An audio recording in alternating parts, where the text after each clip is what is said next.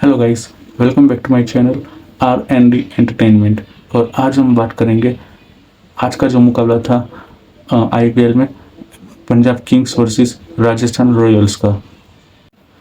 आज के मैच के रिव्यू करने से पहले मैं एक अपील करना चाहूँगा कि प्लीज़ मेरे वीडियो को देखना स्टार्ट कीजिए। एक अच्छा रिव्यू में वीडियो बनाता हूँ और ट्राई करता हूँ कि जो आज के मैच में हुआ उसका सही से आपको एक एनालिसिस करवाऊँ। तो प्लीज़ मुझे सपोर्ट कीजिए और लाइक कीजिए, शेयर कीजिए और एल्गोरिथम में इतनी प्रार्थना कीजिए कि ये वीडियो जो मेरा चैनल है वो सीधा अच्छे से ग्रो करे, तो जल्दी ग्रो करे ताकि और भी ज़्यादा मैं अच्छे से वीडियोस बना सकूँ आपके लिए। Thank you.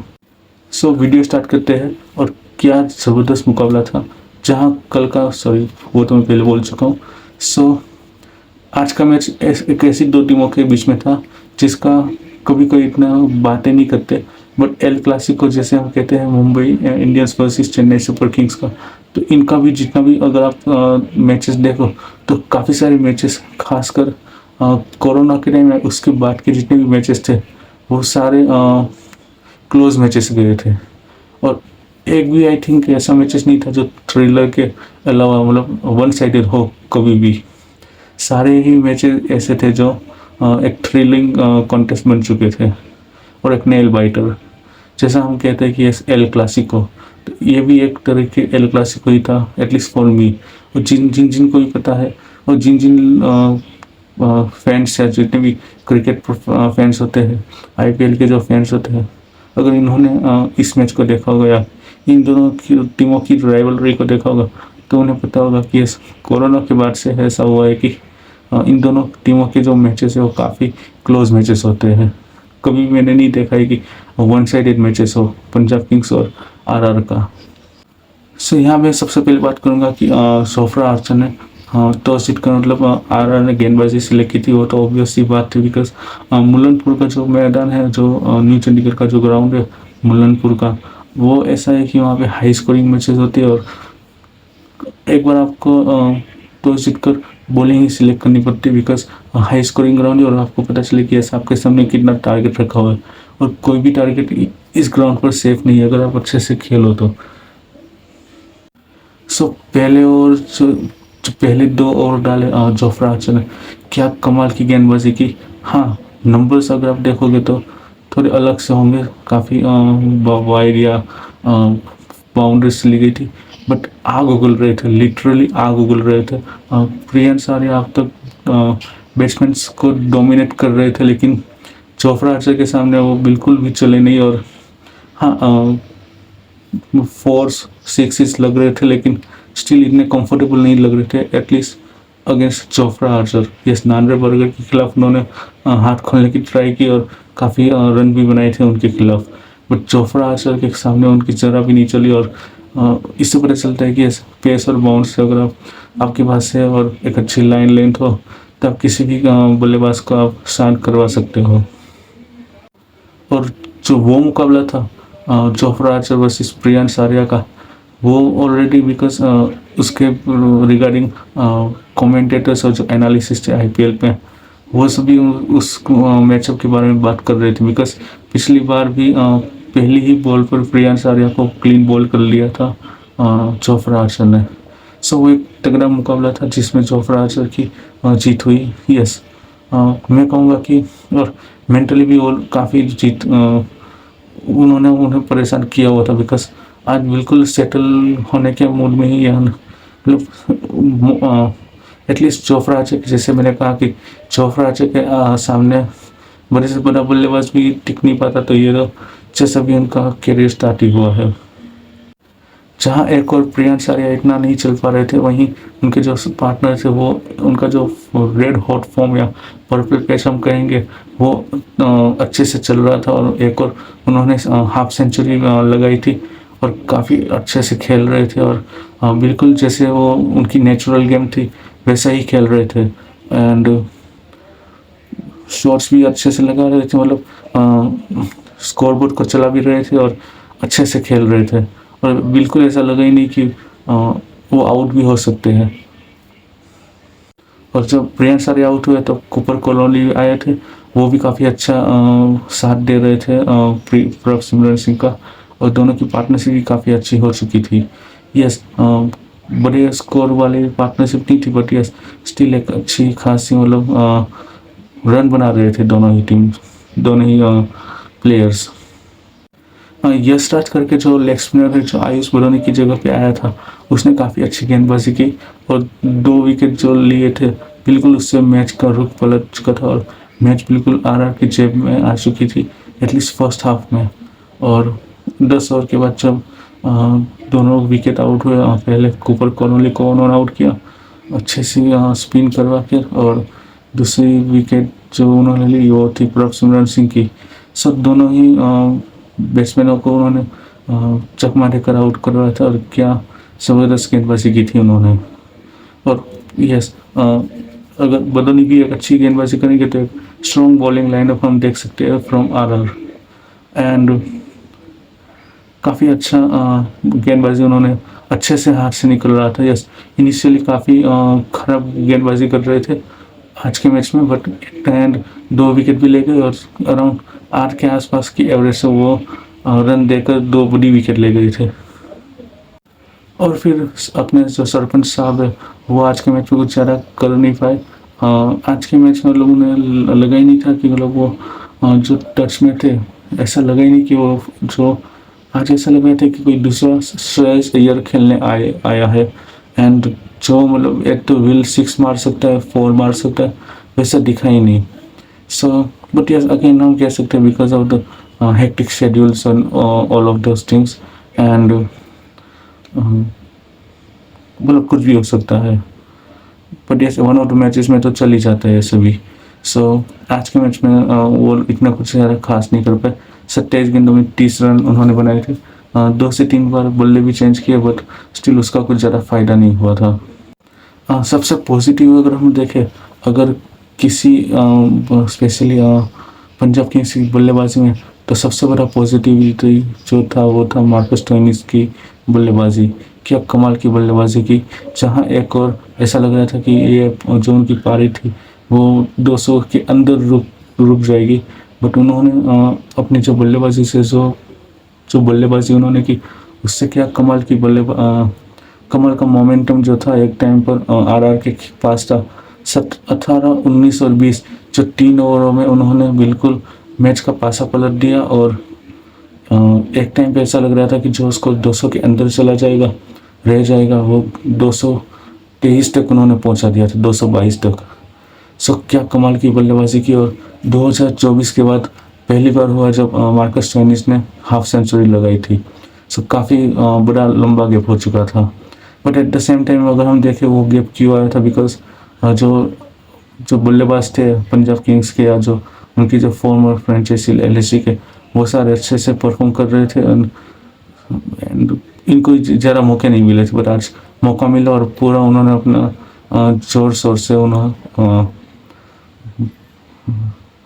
प्रूफ किया कि yes he is one of the best batter in the lower and middle order. So आखिरी 3 ओवर की जो आतिशबाजी मार्कस स्टोइनिस ने की थी, उसके बाद तो वो स्कोर 222 तक पहुंच चुका था, और एक कमाल का स्कोर आ चुका था पंजाब किंग्स के लिए।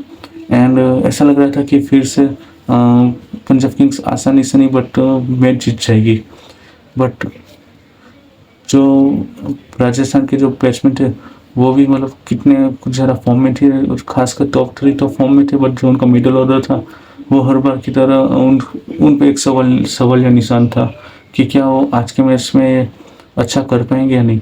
सो उसका अब हम रिव्यू करेंगे जो चेस हुआ था। सो अब हम चेस की बात करेंगे, और क्या धमाकेदार चेस हुआ। अगर कोई टीम इस टारगेट को चेस कर सकती थी, ऑब्वियसली बात है आजकल तो काफ़ी सारी टीमें जो चेस कर देती है, आरसीबी को ले लो या फिर एसआरएच को ले लो। So but yes, one of the teams ये भी थी, आरआर भी थी, जो ये टारगेट चेस कर सकती थी, बिकॉज उनका जो टॉप 3 वो इतना अच्छे से खेल रहे हैं, खासकर जो वैभव सूर्यवंशी, वो तो आई थिंक एक अलग ही लेवल पर बल्लेबाजी कर रहे हैं। सो अब जैसे कि वैभव सूर्यवंशी का नाम लिया तो उनसे ही स्टार्ट करते हैं। और एंड आज के मैच में उन्होंने 16 गेंदों में 43 रनों की धमाकेदार पारी खेली और बिल्कुल जो मोमेंटम चाहिए था 220 प्लस स्कोर को चेस करने के लिए वो पूरे का पूरा उन्हें मिला। एंड इनिशियली तो ये जायसवाल भी स्ट्राइक लगा रहे थे, but at the same time वो उन्हें स्ट्राइक ज़्यादा से ज़्यादा दे रहे थे, बिकॉज हम सबको पता है कि वैभव सूर्यवंशी अगर टिक गए तो फिर वो मैच को जो पावर प्ले है उसमें ही मैच को ख़त्म कर डालेंगे।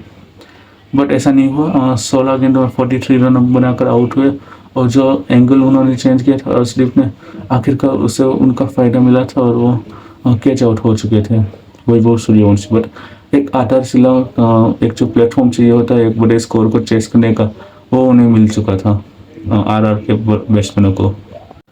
जैसे ही वैभव आउट हुए उसके बाद यशस्वी जायसवाल ने पारी को संभालना शुरू किया और उनका साथ दिया ध्रुव जुरैल ने। बट ध्रुव जुरैल आज के मैच बिल्कुल आउट ऑफ फॉर्म दिख रहे थे, बिकॉज उनका जो भी वो ट्राई कर रहे थे बड़ा शॉट लगाने का, बट लग ही नहीं रहा था। और सिंगल और मोस्टली सिंगल्स में ही वो खेल रहे थे आज, सिंगल डबल्स में ही बाउंड्री एक भी नहीं लगा पाए थे वो। एंड जब उनका जो दिन था वो आज उनका नहीं था, बिल्कुल ख़राब डे था बल्लेबाजी की बात की जाए। और वो उससे पता चलता है जिससे वो आउट हुए, जिस हिसाब से वो आउट हुए। युजवेंद्र चहल की फुल टॉस पर वो आउट होते हैं जो कमर के नीचे रह गई थी। यूजुअली उस गेंद को बल्लेबाज अगर होगा तो 10 में से 9 बार बाउंड्री के बाहर ही 6 के लिए ही मारेगा। बट एक बार जैसे कि होता है और वैसे ही हुआ कि ध्रुव जुरैल उसे उस गेंद को आउट 6 के लिए नहीं मार पाए और कैच आउट हो चुके थे। उसके बाद रियान पराग आए और उन्होंने एक अच्छी मतलब पॉजिटिव स्टार्ट की थी। और पहली या दूसरी गेंद पर ही बाउंड्री लगाकर उन्होंने अपना जो बैटिंग करने का जो तरीका था वो दिखा दिया था कि आज की अटैकिंग मोड पे ही खेलेंगे, बिकॉज टाइम ही नहीं है सेटल होने का। और बिकॉज पिछले काफ़ी सारे मैचेस में ऐसा हुआ कि वो काफ़ी डिफेंसिव होकर बल्लेबाजी करने पर प्रेशर खुद ले रहे थे और टीम को उससे उनका नुकसान हो रहा था। पहले ही बॉल या दूसरी बॉल पर आते ही बाउंड्री लगा ली। एंड फिर जो गेंदबाज थे, जो बॉलर्स, उनके ऊपर दबाव रखना स्टार्ट किया, दबाव जारी रखा उनके ऊपर। एंड काफ़ी अच्छी पारी खेल रहे थे, सिंगल डबल भी ले रहे थे और बीच बीच में बाउंड्री भी लगा रहे थे। बट एक खराब शॉट, मतलब जो बॉल बाउंड्री को जा सकती थी वो उसी गेंद पर वो आउट हो चुके थे। उसी बीच में उससे पहले यशस्वी जायसवाल ने अपनी दूसरी 50 या इस आईपीएल की एक और 50 पूरी की। एंड काफ़ी अच्छी पार्टनरशिप उन्होंने की थी ध्रुव जुरैल के साथ, यशस्वी वैभव सूर्यवंशी के साथ और इनके साथ भी रियान पराग के साथ। बट जैसे ही 50 रन हुए वो भी आउट होते हैं और युजवेंद्र चहल की गेंद पर रियान पराग से पहले वो आउट होते हैं। एंड काफ़ी अच्छी गेंदबाजी की थी युजवेंद्र चहल ने और ललचा दिया था यशस्वी जायसवाल को, जो 6 मारने के चक्कर में आउट होते हैं। अगर हम बात करें युजवेंद्र चहल की, सब काफ़ी टाइम बाद उन्होंने अपने 3 विकेट होल्ड लिए थे।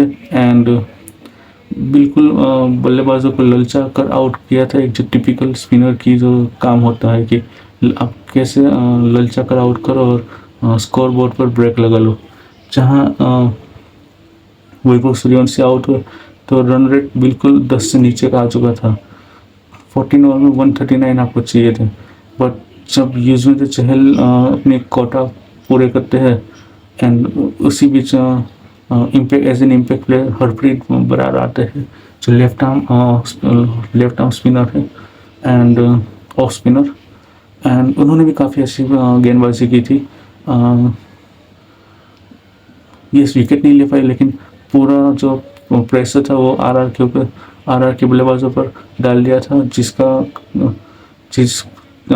जिसके ऊपर उन्होंने ज़्यादा प्रेशर डाला था वो था ध्रुव जुरैल, बिकॉज सिंगल डबल ले रहे थे बट बाउंड्रीज नहीं लगा पा रहे थे, और जब वो बाउंड्री लगाने गए तो वो आउट हो चुके थे। सो हरप्रीत बराड़ ने भी काफ़ी एज एन इम्पैक्टफुल बॉलिंग की। यस, विकेट नहीं ले ली बट रन भी ज़्यादा आसानी से नहीं दिए। जहाँ 223 की स्कोर, मतलब रन चेस में आपको हर ओवर में बड़ा रन चेस कर, बड़ा स्कोर चाहिए होता है, बड़े रन चाहिए होते हैं। वहाँ पे हरप्रीत बराड़ ने सिर्फ 4 ओवर में 25 रन दिए, मतलब 6.25 की इकोनॉमी से रन दिए थे। सो वेल एंड गुड, उन्होंने काफ़ी अच्छी सदी हुई गेंदबाजी की। यस, विकेट नहीं मिले बट प्रेशर पूरी तरीके से आरआर के ऊपर डाल दिया, जिसका फ़ायदा चहल को मिला था कि एक एक करके वो तीनों ही बल्लेबाजों को आउट कर पा रहे थे। सो जैसे ही रियान पराग आउट होते हैं उसी बीच उनका साथ देने दोनों में फरेरा भी आ जाते हैं, फरेरा। एंड जैसे ही रियान पराग आउट होते हैं सो तब आते हैं शुभम दुबे, और स्कोरबोर्ड में जो चाहिए होते हैं वो होते हैं आखिरी 6 ओवर में, मतलब 36 बॉल्स पर 72 रन, मतलब रिक्वायर्ड रन रेट बिल्कुल 12 की चली गई थी। यस, वो लोग स्टिल अभी भी आगे थे अगर हम स्कोर अगर हम कंपेयर करें तो आरआर वाले पंजाब किंग्स से आगे थे। बट प्रेशर ही यही होता है कि चेस के टाइम पे आपको देखना पड़ता है कि आप किसको टारगेट कर सकते हो और कितना रन रेट आपको चाहिए हर ओवर में। जहाँ पहले बल्लेबाजी का फ़ायदा ये होता है कि आपको पता नहीं होता कितना आप रन बना सकते हो, और उसी का फ़ायदा मार्कस स्टोइनिस को मिला था पहले इनिंग में, जहाँ आखिरी 3 ओवरों में उन्होंने बड़े शॉट्स खेल कर अपनी 50 पूरी की और टीम का स्कोर भी बढ़ा दिया था। कमेंटेटर्स ने बोला था कि शुभम दुबे जहाँ एज एन इम्पैक्ट प्लेयर आए और उससे पहले आए जहाँ आपके पास मीन्स आरआर के पास रविंद्र जडेजा नाम का बड़ा खिलाड़ी है। बट आई थिंक रविंद्र से पहले शुभम दुबे को ही आना चाहिए था, बिकॉज रविंद्र जडेजा फिनिश कर सकते हैं बट यस बड़ी इनिंग को खेल सकते हैं या नहीं, बिकॉज हो भी सकता था कि अगर वो तुरंत आउट हो जाए तो फिर मीन्स अगर जडेजा को अगर लेते शुभम दुबे से पहले और अगर वो तुरंत आउट हो जाते तो आई थिंक प्रेशर फिर पूरी तरीके से आरआर पे आता, बिकॉज उसके बाद सिर्फ वो दर्शन सनाका ही थे एंड शुभम दुबे ही थे जो एज एन इम्पैक्ट प्लेयर ले सकते थे। सो आई थिंक काफ़ी अच्छे से मैनेज किया और क्या ज़बरदस्त पार्टनरशिप हुई। एंड दोनों वन फॉरेरा ने एक और इस साल की दूसरी अपनी IPL 50 पूरी की, एंड काफ़ी अच्छे पार्टनरशिप हुई थी दोनों के बीच में, जिससे ऑलमोस्ट 4 गेंदे रहते मैच को ख़त्म कर दिया था। सो काफ़ी अच्छे से मैच को ख़त्म किया और एक इम्पोर्टेंट 2 पॉइंट आरआर ने हासिल किए from Punjab Kings. And Punjab Kings की इस IPL में पहली हार है। जी हाँ दोस्तों, जहाँ 7 मैचों में 6 मैचेस वो लोग जीत गए थे और अनबीटन थे 7 मैचों में, और 8वें मैच में भी आई थिंक वो लोग यही सोच कर आए थे कि हम अनबीटन ही रहेंगे और हरा देंगे आरआर को, बिकॉज आरआर अपने पिछला मैच बड़ा स्कोर करने के बावजूद भी हार गई थी, और जो पंजाब की टीम है वो 265 जो हाईएस्ट रन चेस है वो चेस करके आ रही थी। सो दबाव ऑलरेडी जो प्रेशर या दबाव कहीं वो आरआर के ऊपर था, ना कि पंजाब किंग्स के ऊपर। बट स्टिल आरआर ने अच्छी क्रिकेट खेली और पंजाब किंग्स को अपनी इस सीज़न की पहली हार थमा दी है।